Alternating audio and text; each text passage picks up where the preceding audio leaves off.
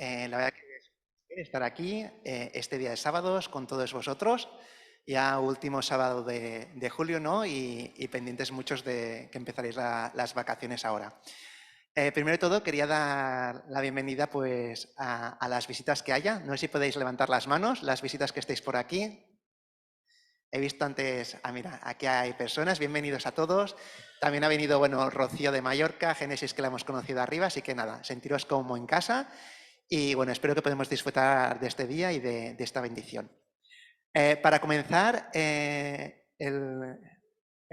programa de hoy, vamos a cantar todos juntos el himno 211.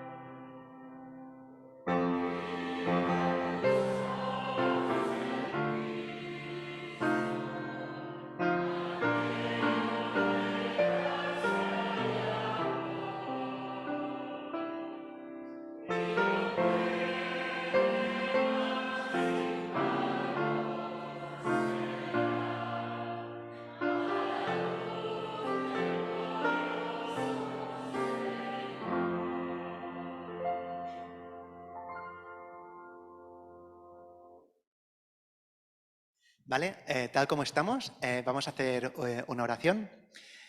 Padre nuestro, estás en los cielos, Señor, muchísimas gracias por poder disfrutar este día con todos estos hermanos, poder acordarnos de que un día nos creaste, viniste hasta esta tierra y moriste por nosotros, y lo más importante es que tenemos una esperanza. Te pido que estés con Paco Pepe, con el sermón que nos va a dar, que le guíes, que nos guardes y que todos podamos sacar una enseñanza para nuestro día a día y en esta semana. Te pido que estés con cada uno de nosotros, que también muchos vamos a empezar vacaciones, que allí donde vayamos te llevemos el corazón y que podemos siempre ser un ejemplo y predicar de tu palabra allí donde estemos.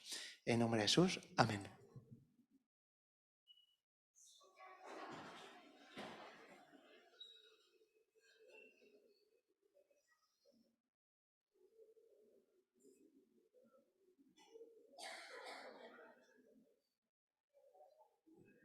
Primero de todo, que vengan todos los niños, que vamos a hacer la historia infantil. Así que podéis pasar aquí delante, que Marta nos la hará.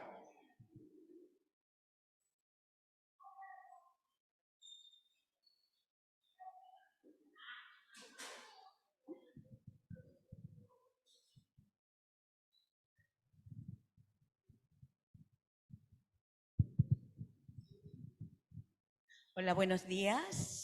¿Qué tal? ¿Cómo estáis? ¿Bien? ¿Contentos de estar ya de vacaciones? ¿Sí? ¿Muchísimo? Todavía falta un mes, ¿ah? Son las vacaciones perfectas, ¿sí o no? Yo también. Estoy contenta ya de estar de vacaciones y hoy quiero contarles una historia que lleva por título El valor de una sonrisa. A ver, mostradme una sonrisa bonita. Uy, esas sonrisas, una sonrisa natural. Ah, ¿a qué se nos ve más guapo cuando sonreímos que cuando estamos tan serios, sí o no? Yo lo reconozco, porque yo soy muy seria, pero cuando sonrío cambio totalmente. Pero ¿será que una sonrisa tiene un precio, tiene un valor? ¿Qué pensáis?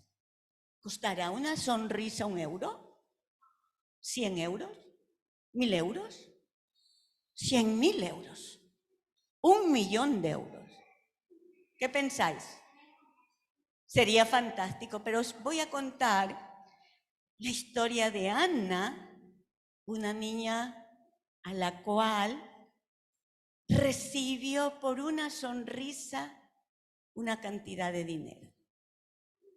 Ana era una niña que vivía esta historia ocurrió hace mucho tiempo. Yo no soy tan jovencita y no tengo historias tan de jovencitos, ¿ah? Y es de la vida real. Así es que Ana tenía más o menos unos 9 años y ella vivía en uno de nuestros barrios pobres allí en el país. Así es que cerca de la casa de Ana había una iglesia. Hola. Había una iglesia, existe esa iglesia. Y entonces Ana cuando pasaba, pues le gustaba mirar la iglesia, a veces se acercaba. Pero un día vio un letrero donde se invitaba a todos los niños del barrio a la escuela bíblica de vacaciones. ¿Saben ustedes lo que es eso?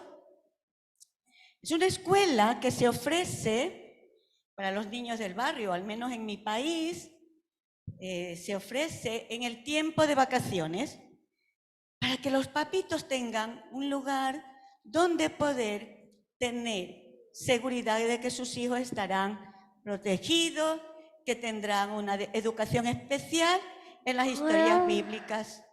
Y así también juegos, también actividades en las cuales pues con agua, etcétera. Cada escuela bíblica se lo monta como quiere. Esto dura una semana.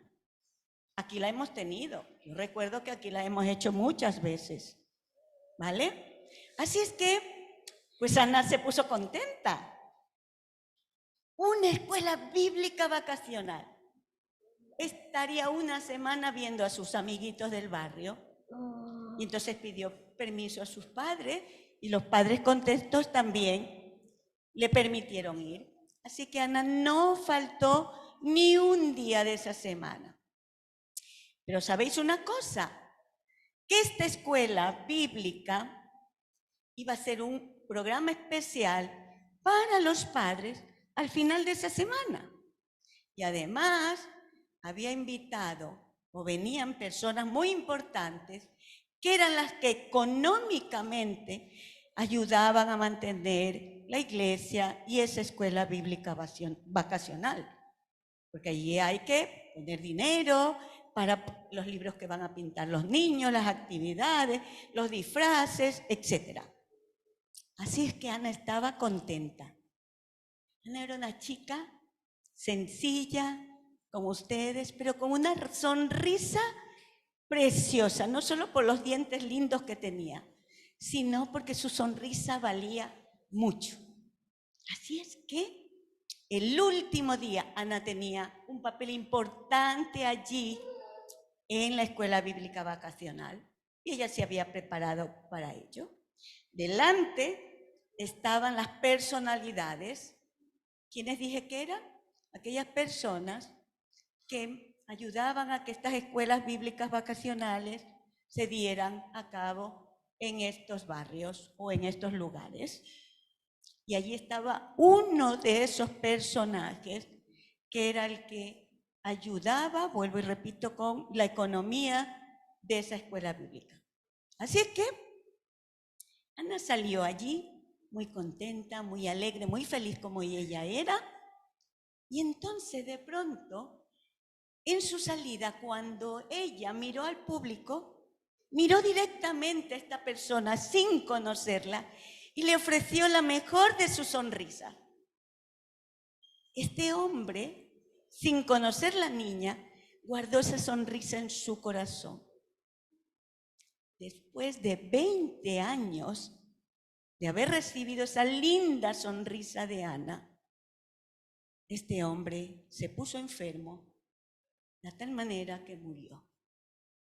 Pero él no tenía familias, él no tenía hijos, él no había pensado en dejar su fortuna a ningún hospital, ningún hospicio, sino que la quería repartir.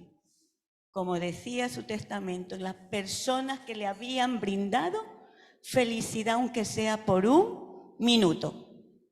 Así es que, ¿saben quién estaba en la lista? ¿Ah? ¿Se imagina? Ana. Ana recibió hace 20 años, bueno, más de 20 años, porque estoy contando una historia que pasó más de unos 25 años ahora. Ana recibió $150,000. Y el hombre puso a la niña que me mostró su más hermosa sonrisa y me dio un minuto de felicidad para toda la vida. ¿Saben que tiene valor la sonrisa? ¿Se dan cuenta? Ya no esperamos que otro nos dé dinero. O sea, eso sería vender nuestra sonrisa. Pero no sabemos cómo nuestro comportamiento alegre puede beneficiar a las personas. Así que los invito que en el lugar donde estéis pongáis una carita feliz y deis la mejor sonrisa a aquellos que os rodean. Que no estéis con cara de manzanitas agrias, sino que sonriáis. Hoy he preparado para vosotros una tarjetita y me gustaría que la pintéis y que penséis en una persona a la que le podéis dar esta tarjeta y darle la mejor de vuestra sonrisa. Y os quiero dejar este versículo para que lo memoricéis. Proverbios 15:13. El corazón alegre hermosea el rostro, mas el espíritu triste seca los huesos. Así es que seáis de bendición para otras personas.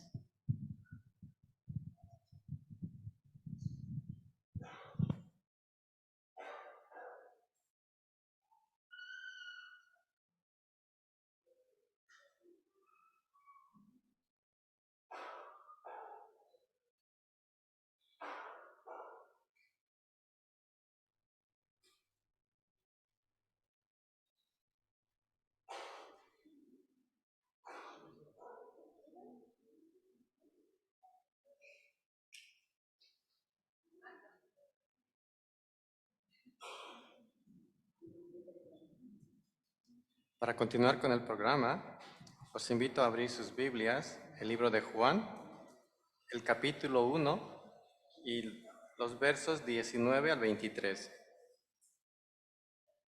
Lo leo. Este es el testimonio de Juan, cuando los judíos de Jerusalén enviaron sacerdotes y levitas para que le preguntasen: ¿Tú quién eres? Confesó y no negó, sino que confesó: Yo no soy el Cristo. Y le preguntaron: ¿Qué pues? ¿Eres tú Elías? Dijo: No lo soy. ¿Eres tú el profeta? Y respondió: No. Le dijeron: Pues ¿quién eres? Para que demos una respuesta a los que nos enviaron. ¿Qué dices de ti mismo? Dijo: Yo soy la voz de uno que clama en el desierto: enderezad el camino del Señor, como dijo el profeta Isaías. Pues ahora invitamos a Paco para que tenga la reflexión.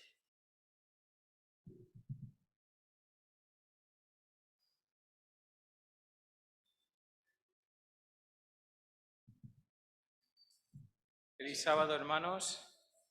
¿Se oye bien así? Tengo el micro en mi cabeza casi. Aquí todos son más altos que yo, gracias.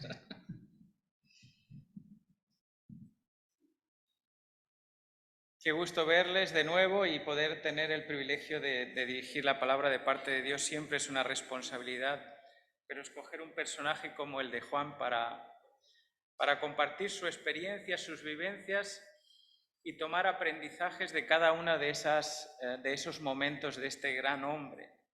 Dice la propia Escritura, y lo dice Jesús en sus propias palabras: de todos los hombres nacidos en esta tierra y de todos los hombres nacidos de mujer, no hay hombre más grande que Juan el Bautista.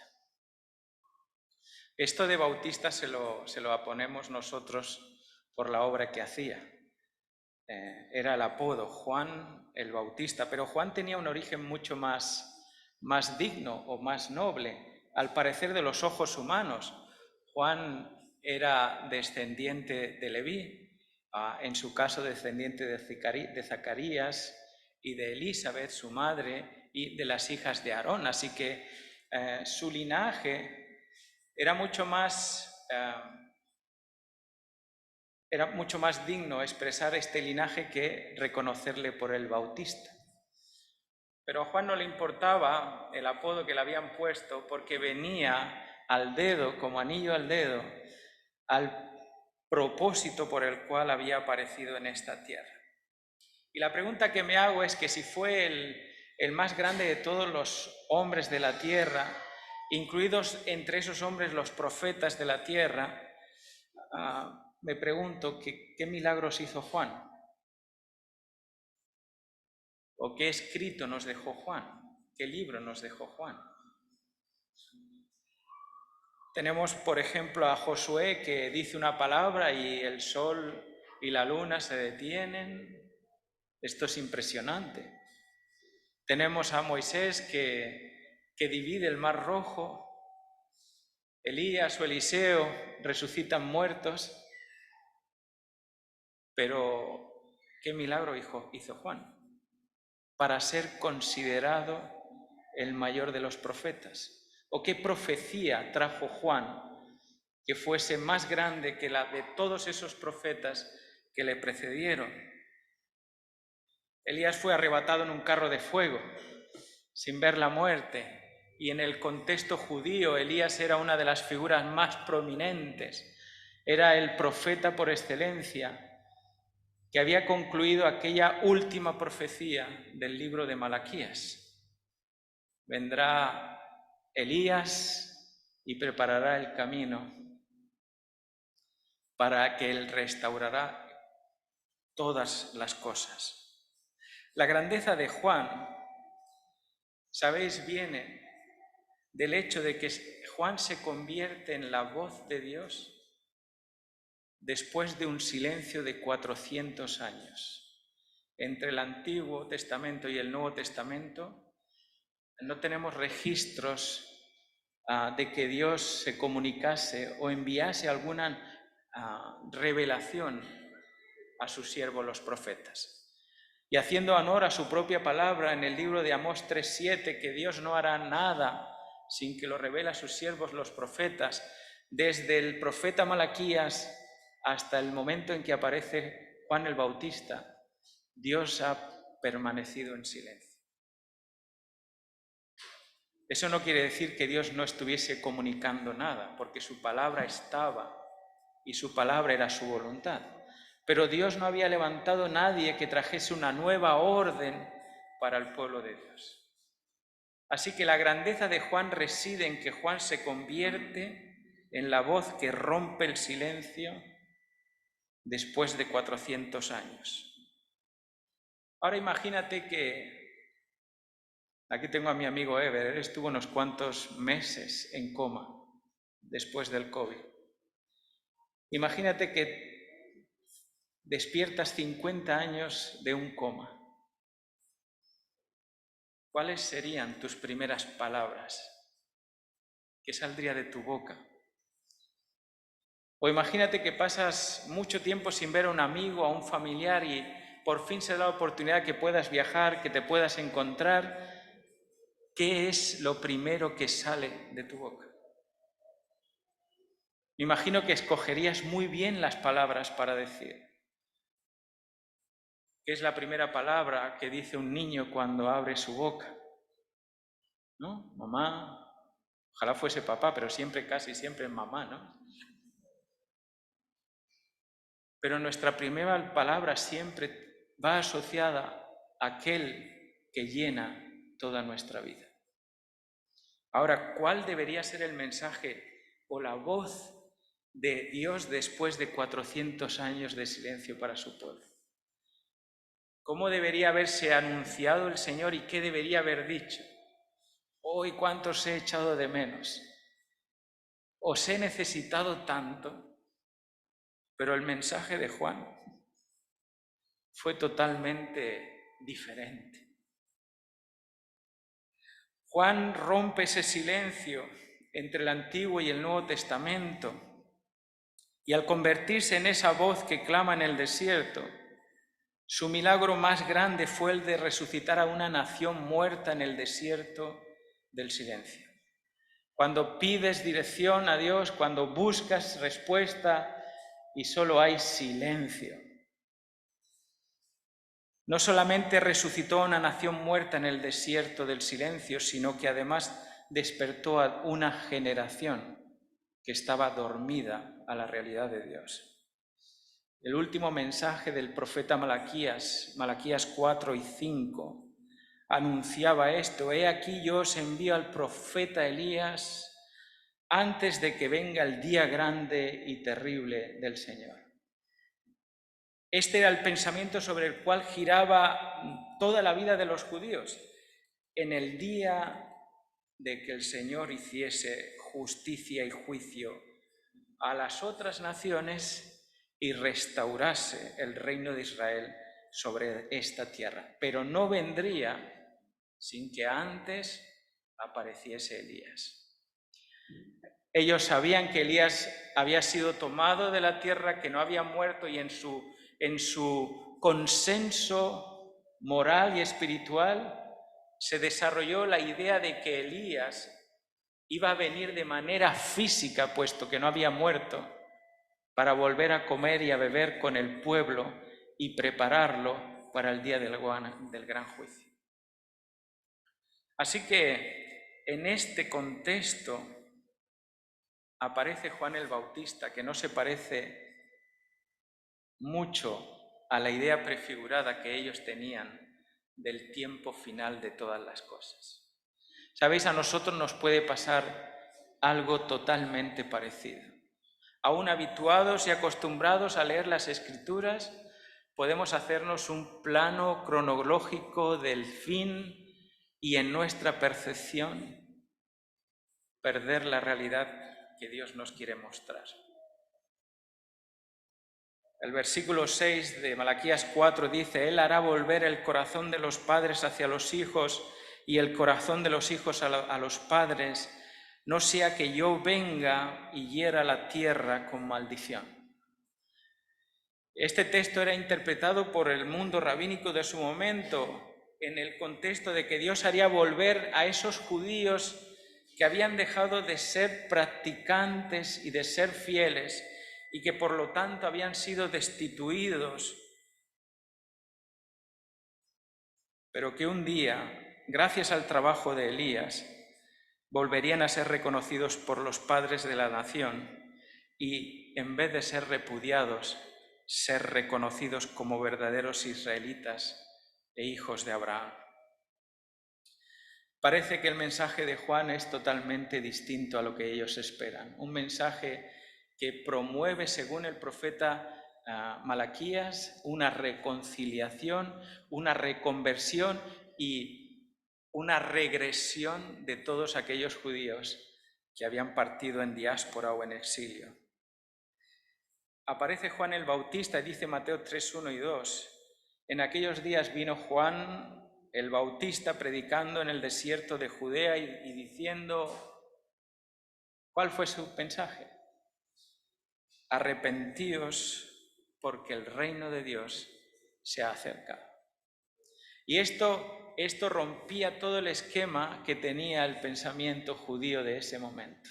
Uno, porque no se podía instaurar el reino de Dios sin que antes viniese el Elías y sin que antes se hiciese esa reconciliación. Y dos, porque hablaba de un arrepentimiento de toda una nación. No pareció ser un mensaje muy popular el de Juan el Bautista. No estaba exento de prodigarse grandes enemigos entre las altas esferas religiosas de su tiempo. De hecho, consideraban a Juan como estrafalario, alborotador o como un provocador.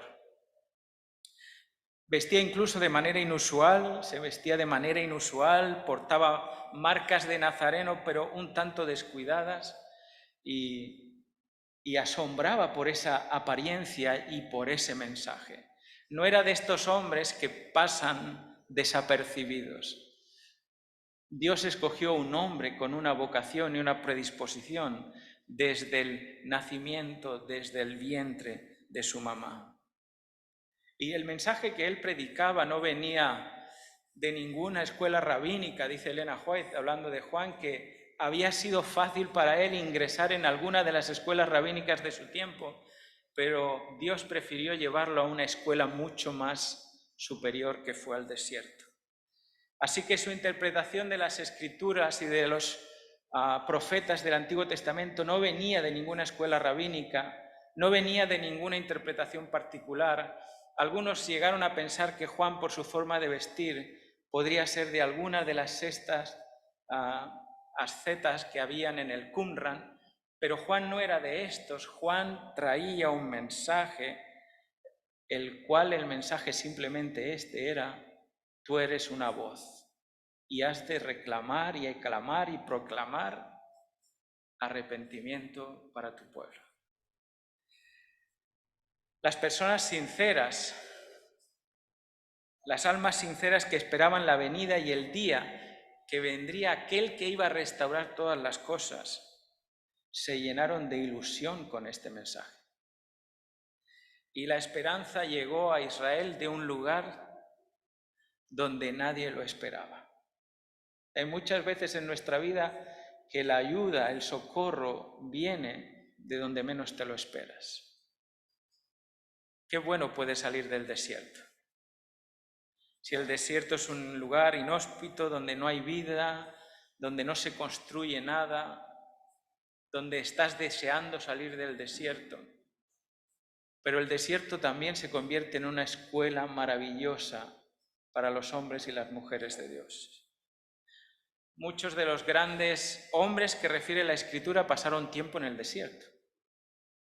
Quizás el desierto es el lugar donde desaprendemos y aprendemos, donde nos vaciamos de muchas cosas y nos llenamos de la presencia de Dios.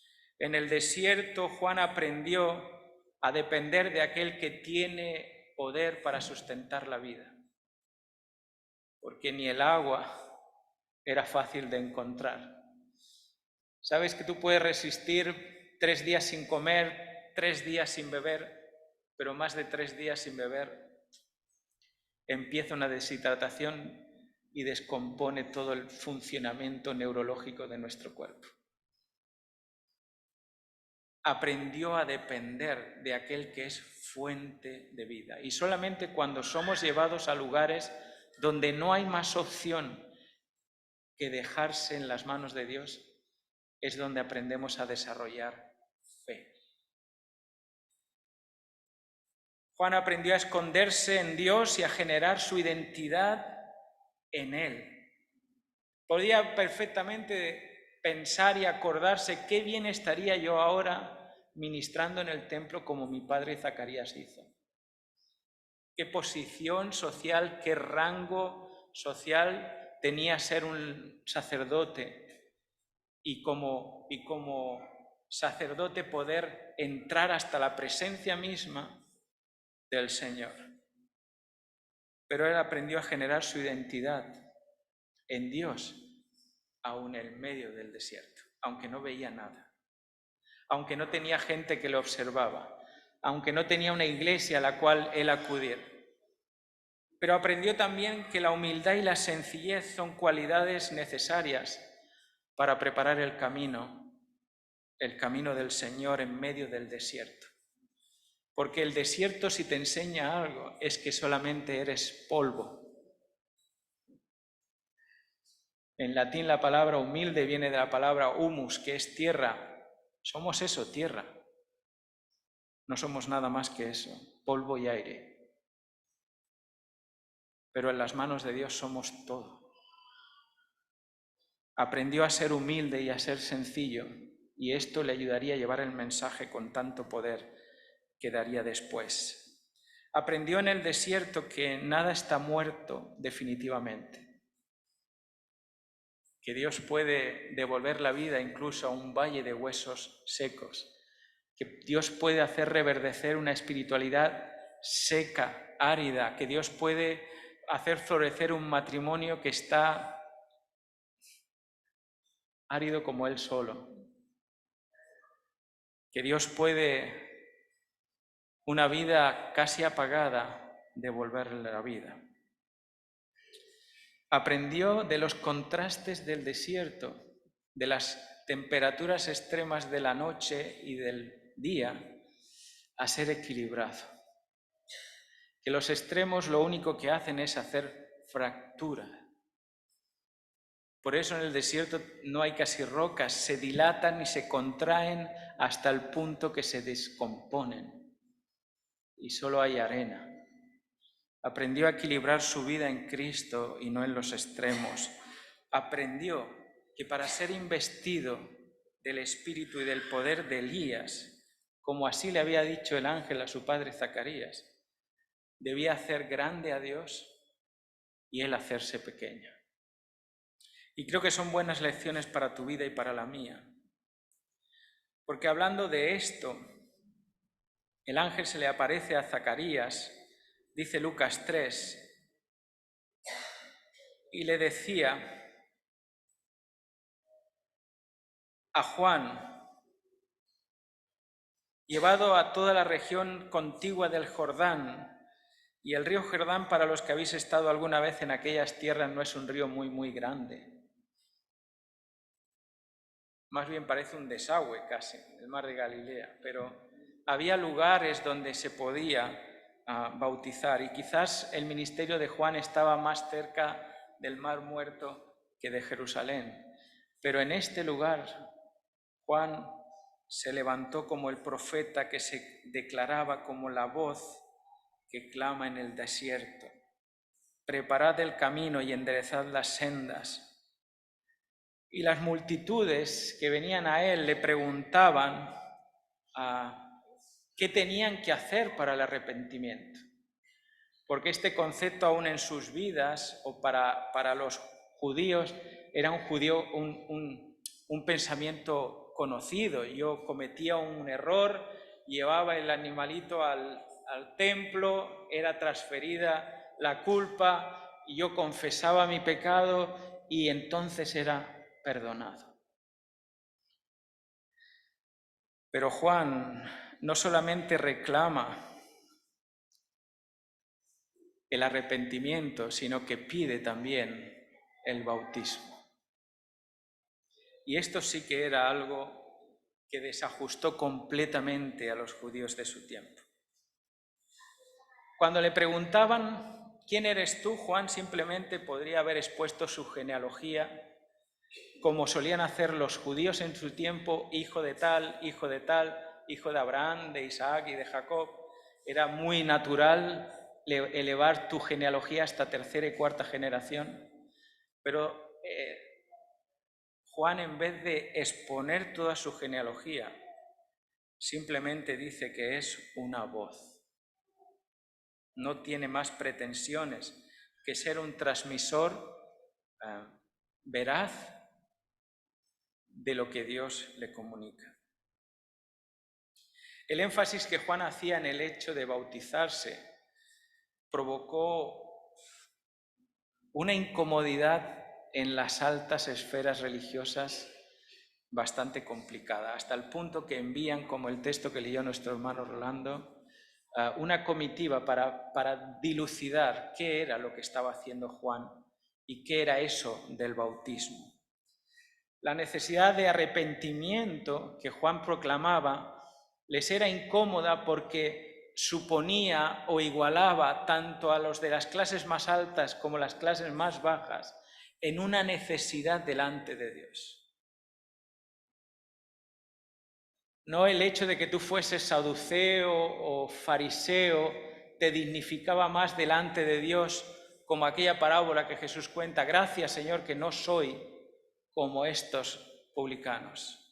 Al pedir arrepentimiento los igualaba con todas las clases y eso les dolía. Pero no solamente los igualaba a los demás, presuponía que tenían una carencia espiritual que los deshabilitaba para la responsabilidad que ellos poseían.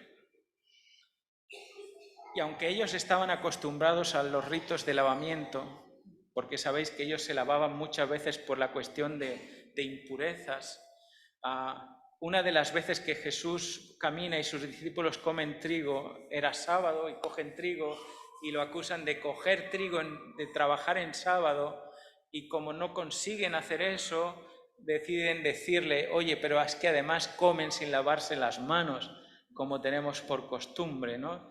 Tenían que lavarse las manos hasta que le chorrease hasta los codos unas 7 veces, como símbolo de purificación, no porque el hombre fuese inmundo, sino porque había sido contaminado al estar en contacto con gentiles. Así que ellos estaban acostumbrados a los lavamientos. Incluso el lavamiento de pies era un acto muy normalizado en el mundo de su tiempo, y era el acto que hacían los más humildes, los esclavos: desatar las correas de los amos, de los señores, y lavarle los pies, limpiárselos del polvo del camino. El propio Juan se determina a sí mismo tan indigno delante del que iba a restaurar todas las cosas, que incluso dice: no soy digno ni de desatarle los zapatos para lavarle los pies, ni siquiera para hacer el servicio que hacen los esclavos. Pero que Juan exigiese bautizarse era algo bien peligroso, porque ellos sí, que los judíos sí que bautizaban, pero ¿sabéis a quién bautizaban los judíos? A los inconversos que aceptaban la fe judía. Y tenían que hacer básicamente 3 cosas: una declaración de fe de que aceptaban las creencias. El hombre, por supuesto, tenía que circuncidarse. Y tercero, tenía que hacer un baño ritual, un bautismo, para limpiar sus impurezas y poder entrar al templo. Así que para los gentiles que se bautizasen era normal, pero un profeta judío que le pidiese a un judío que se bautizase era una afrenta muy peligrosa, porque ellos se exaltaban de ser hijos de Abraham, de que ellos no eran como las otras naciones y por lo tanto, por haber sido circuncidados, ya eran parte de los herederos del cielo y de la promesa de Abraham. Y llega Juan y les dice: bautizaos. Y si no te bautizas, tú no serás heredero. Y cuando ellos reclaman que son hijos de Abraham, Juan dice algo increíble, ¿eh? No lo vamos a leer en todos los textos, tengo muchísimos, pero dice básicamente, Dios puede levantar hijos de Abraham de debajo de las piedras. Y los hijos de Abraham no son los que son por la carne, sino los que son por el Espíritu. Aparte de esto, de que es el primer profeta judío que les pide al pueblo judío que se bauticen, les dice algo más. Haced frutos de arrepentimiento. Mira, primero arrepiéntete, sí, esto es necesario para que tú puedas ser bautizado, que es lo segundo, y después dice, haced frutos de arrepentimiento.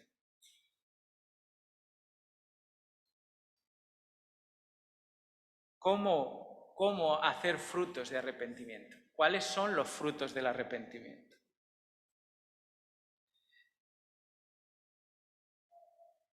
Dice el texto en Lucas 3,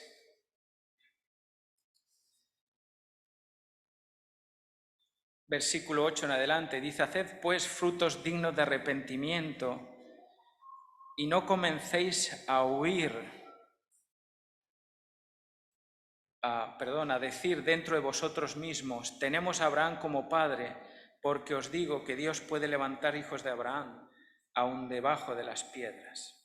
Pero también os digo una cosa, dice el texto, versículo 9, el hacha ya está puesta a la raíz del árbol, y todo árbol que no da buen fruto es cortado y es echado fuera. Y como ellos aún no entendían qué era eso de los frutos del arrepentimiento, la gente le pregunta, versículo 10, y le insiste y le dice, ¿qué haremos entonces? ¿Qué son los frutos del arrepentimiento? Y responde, versículo 11, Jesús le dice, el que tiene 2 capas o 2 túnicas, que dé al que no tiene, el que tiene de comer, que haga lo mismo. Y vinieron los publicanos también para ser bautizados y dijeron, Maestro, ¿y nosotros qué debemos hacer? Y él dijo, no exijáis más de lo que os está ordenado. Y también preguntaron los soldados que estaban allí diciendo, ¿y nosotros qué hacemos? Y él les dijo, no hagáis extorsión a nadie, ni calumniéis, y contentaos con vuestro salario. Básicamente los frutos del Espíritu. Los frutos del Espíritu están relacionados con el cumplimiento de la ley. Amar a Dios sobre todas las cosas y amar al prójimo como a ti mismo.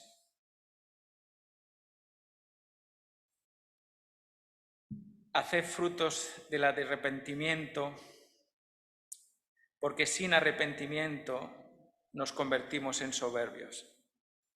Y la soberbia es el único pecado que nos hace autónomos, independientes de Dios. La soberbia nos separa y separados de Dios no podemos producir nada. Y el árbol que no lleva fruto es cortado y es desechado. Además dice que el texto sigue hablando y dice, el hacha ya está puesta, el que no da fruto será cortado, viene el que ha de separar el trigo de la paja y tiene un aventador en su mano. Un aventador es una horca, un elemento que se usaba en el campo, en las eras, cuando recogías las gavillas de trigo y se ponían en la era y se trillaba con el arado y después metías la horca, levantabas, el viento se llevaba la paja y el grano, el fruto quedaba en la era. Dice el Salmo 1:4, hablando de los malos, de los que no ponen su confianza en Dios, dice, son como el tamo, como la paja que el viento se lleva. Pero los hijos de Dios que producen frutos de arrepentimiento son los que quedan y son cosechados para el reino de Dios. Este mensaje provocaba un desorden en la vivencia religiosa de los hombres de su tiempo, que estaban acostumbrados a las formas y a los ritos. Era más fácil mudar lo externo que que cambiarlo de dentro. Y el mensaje de Juan tenía el propósito de preparar a un pueblo para el encuentro con el Señor. Para el encuentro con ese momento en que Dios va a separar la paja del trigo.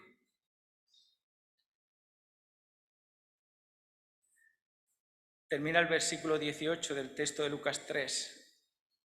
Dice el texto: y con estas exhortaciones, fíjate qué exhortaciones, Oye, el hacha está puesta al árbol, voy a venir y voy a separar el trigo de la paja, y dice este texto: con estas exhortaciones proclamaba las buenas nuevas.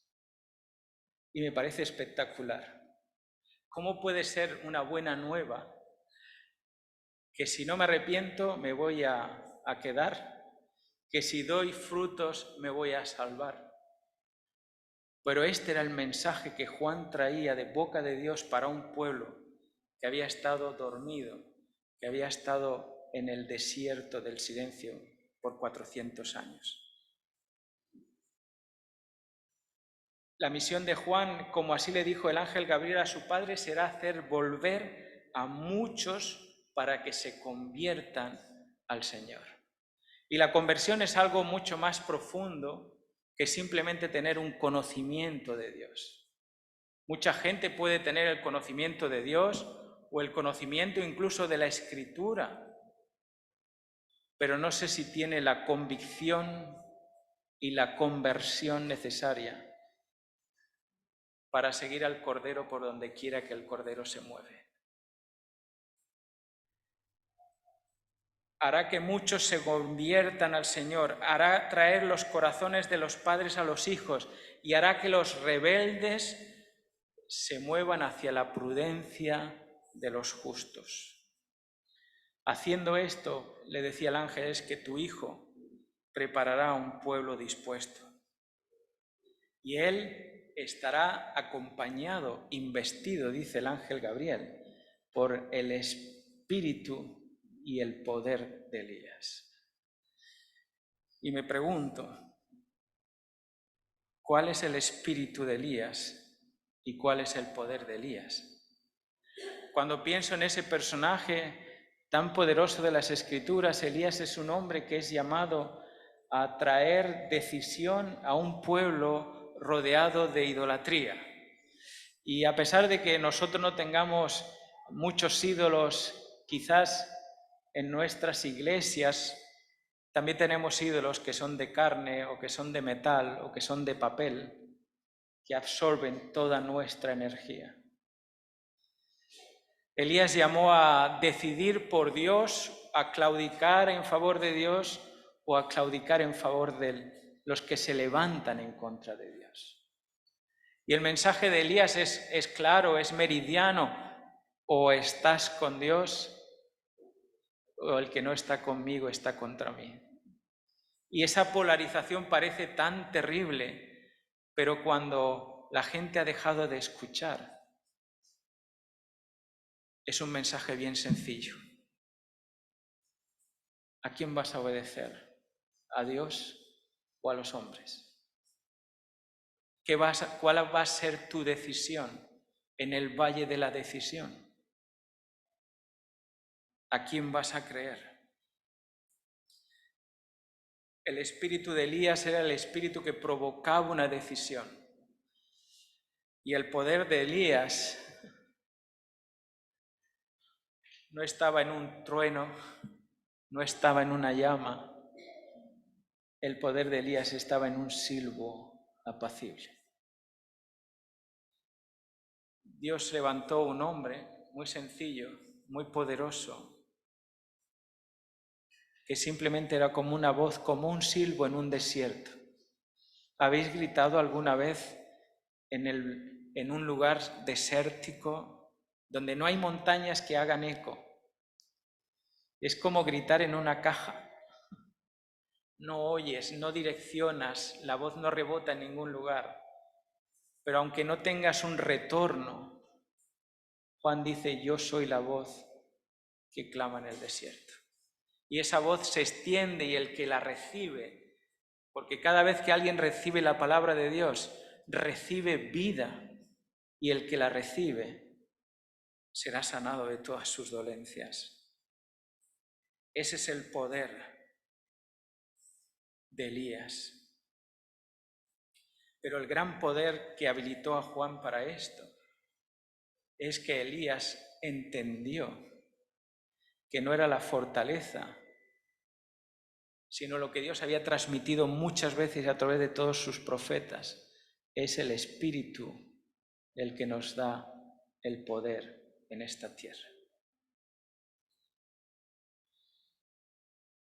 Juan 3, 29 al 30, hablando Juan, dice, porque le preguntaban mucho, porque era tan llamativo que provocaba ponerse de parte de la verdad o no, y pensaba que era en el Mesías, y él mismo va dando declaraciones de que él no es el Mesías, y esta es una de ellas.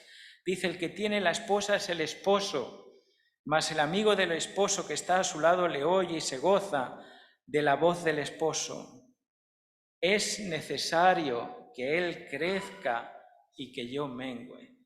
Y este es el gran poder de Elías.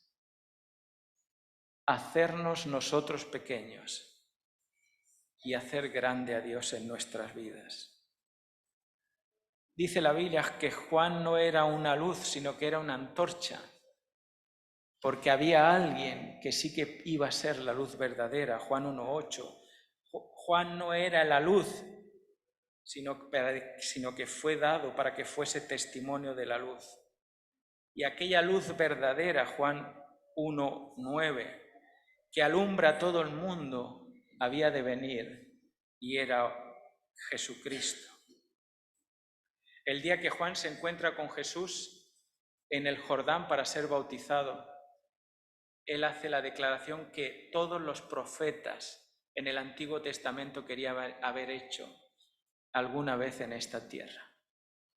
Desde la primera profecía de las Escrituras, de Génesis 3:15, alguien de los descendientes de Eva le pisará la cabeza a la serpiente. Juan tuvo el privilegio de ver el cumplimiento de esa promesa acercarse al río Jordán. Y cuando Juan vio a Jesús, declaró su mejor mensaje. Él es el Cordero de Dios que quita el pecado del mundo. A Él debéis seguir. Imagínate que empiezas algo, un proyecto, abres una iglesia, abres un negocio y cuando está floreciendo en su pleno auge, llega alguien y tú le das tu esfuerzo, tu dedicación para que Él sea el que vaya adelante. ¿Cómo te sentirías? Porque de repente Juan empieza a enfocar a todo el mundo hacia Jesús y él empieza a apagarse y a hacerse pequeño para que Cristo se haga grande. Y se hace tan pequeño que es llevado a la cárcel. Es llevado a la cárcel por Herodes y estando en la cárcel, voy a avanzar porque si no, no se me da el tiempo. Estando en la cárcel, Juan entra en un conflicto personal. Y sabes que tengas incertidumbre no quiere decir que no seas un buen creyente. La incertidumbre no es igual que la duda. La duda es que te cuestionas, es el paso más adelantado y te cuestionas que ya podría ser que incluso te habías equivocado. Pero Juan tenía la incertidumbre de cuándo el Señor iba a instaurar el reino de Dios definitivamente en esta tierra. Él está proclamando todo el tiempo, el reino de Dios se ha acercado, pero el reino de Dios tiene que ser instaurado. Y como no veía con claridad en medio del calabozo, en la oscuridad, en no saber qué va a pasar con tu vida, le pide a sus discípulos que vayan a ver al Maestro. y preguntadle, ¿eres tú el Cristo? ¿Qué os parece esa pregunta? ¿Cómo el hombre más grande que ha nacido jamás de una mujer, como Juan, del cual propio Jesús dijo, él es el Elías que había de venir? ¿Cómo este, que es investido con el poder y con el Espíritu de Dios, con el poder y el Espíritu de Elías, cómo él llega a preguntar, ¿eres tú el Cristo? Y eso me da una gran lección a mí, que aun los grandes hombres y las grandes mujeres de Dios, en algún momento tenemos derecho a hacer alguna pregunta. Pero ¿sabes qué? No hagas preguntas a personas que no te pueden responder. Haz la pregunta al único que te puede responder, y Juan lo hizo bien. Decirle a Jesús, Juan quiere saber esto. Y los discípulos llegaron y le dicen a Jesús, tu siervo Juan, que está en la cárcel, como diciéndole, a ver si te acuerdas que está allí, pregunta. ¿Y sabéis qué hace Jesús? Les invita a seguirle. Estad conmigo todo el día. Sana ciegos, cojos, enfermos, da alimento a los necesitados. Y cuando termina la jornada le dice, decirle a Juan que el plan sigue adelante, que lo que él estaba predicando se está haciendo. Y le añade un detalle que es para ti y para mí también. Bienaventurado el que no encuentra tropiezo en mí. Este fue el mensaje que llevaron, y cuando le dijeron a Juan, Juan recibió ese mensaje. Y Elena White nos dice en El deseado de todas las gentes que Juan entendió perfectamente lo que Jesús le había dicho.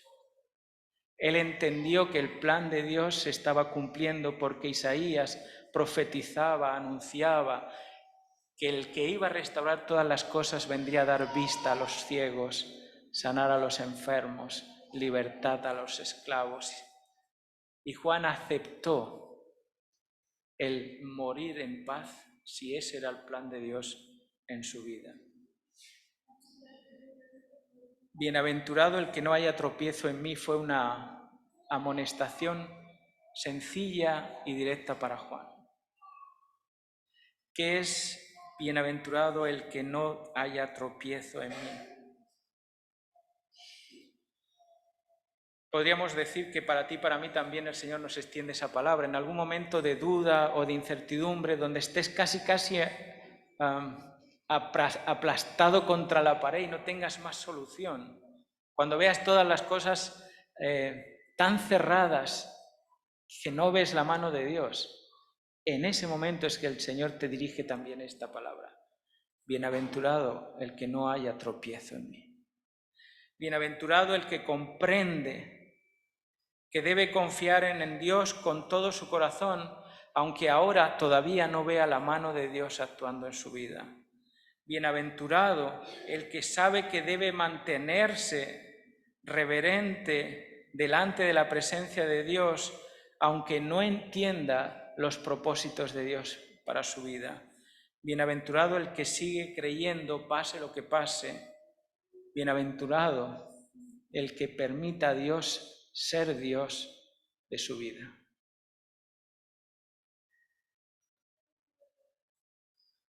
Las palabras del bienaventurado es el que no se escandaliza en mí, dice El deseado de todas las gentes, página 189. Fue una reprensión suave para Juan y no dejó de percibirla como tal, comprendió más claramente ahora la naturaleza de la misión de Cristo y se entregó a Dios para la vida o para la muerte, según sirviese mejor a los intereses de la causa que él amaba. La vida de Juan concluye de una manera drástica y dramática. El hombre más grande del mundo, nacido de mujer, y tiene una muerte ignominiosa. En medio de aquellas oraciones que estaba elevando al cielo, se abre la puerta, entran dos soldados, uno con una bandeja y el otro con una gran espada, Colocan a Juan en una posición propicia para cortar su cabeza. Y en los últimos segundos de su vida, ¿en quién creéis que Juan pensaba?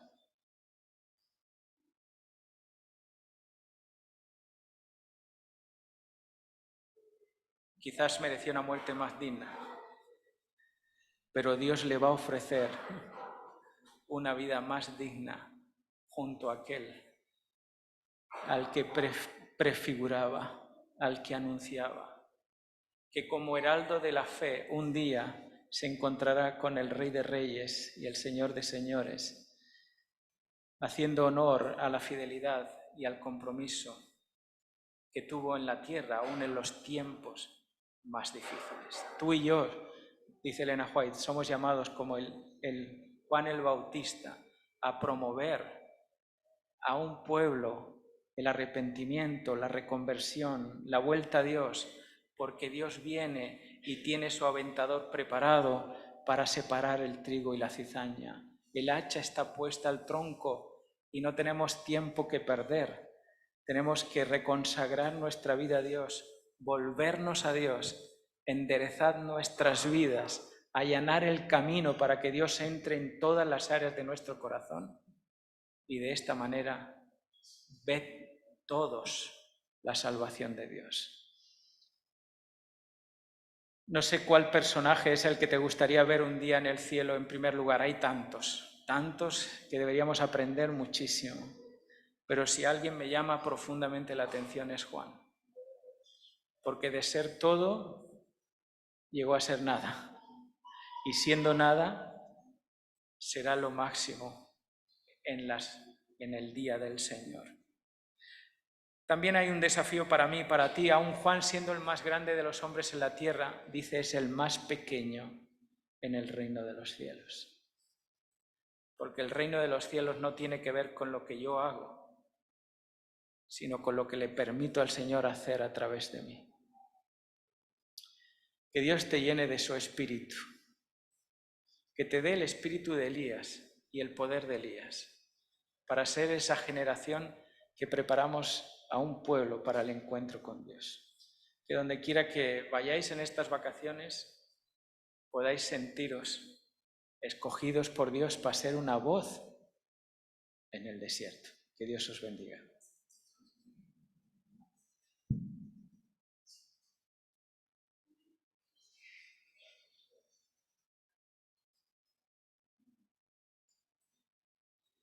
A continuación pedimos a los diáconos que pasen a recoger las ofrendas y podamos ser agradecidos con Dios con todo lo que nos da.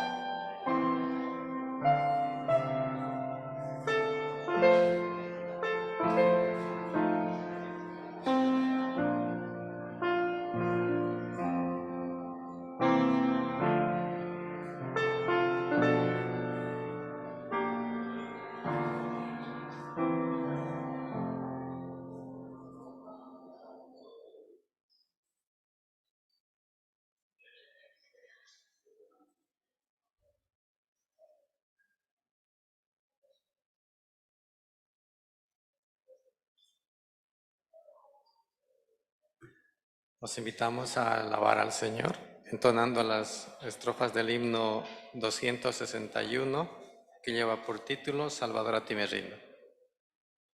Puestos de pie, por favor.